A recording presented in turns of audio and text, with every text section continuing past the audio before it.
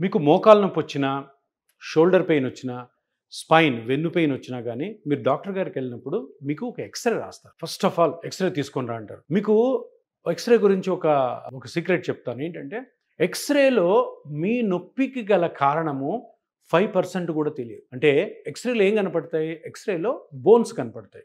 So, బోన్స్‌లో ఏదన్నా problem ఉండి, ఆ బోన్ వల్ల మీకు నొప్పి వస్తేనే మీకు ఎక్స్‌రేలో దానికి కరెక్ట్ డయాగ్నోసిస్ వస్తది.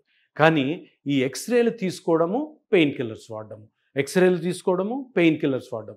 ఇది చేయడం వల్ల రియల్‌గా ఆ జాయింట్‌లో గానీ, స్పైన్‌లో గానీ ఏమి డ్యామేజ్ జరుగుతుందన్నది మనకి తెలియకుండా ఆ ఎక్స్‌రేలు తీసుకుంటూ ఎక్స్‌రేల వల్ల ఏం ఇన్ఫర్మేషన్ తెలియక మీరు పెయిన్ కిల్లర్స్ వాడడం ద్వారా పెయిన్ కిల్లర్స్ వల్ల వచ్చే కాంప్లికేషన్స్ వస్తాయి.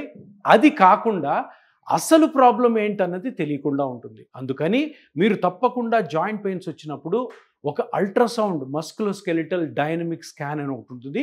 అది తప్పకుండా అడిగి కనుక్కోండి. ఎందుకంటే ఈ స్కానింగ్‌లోనే మీ పార్ట్‌లు ఏవైతే డ్యామేజ్ అయ్యాయో ఇమ్మీడియేట్‌గా తెలుస్తుంది.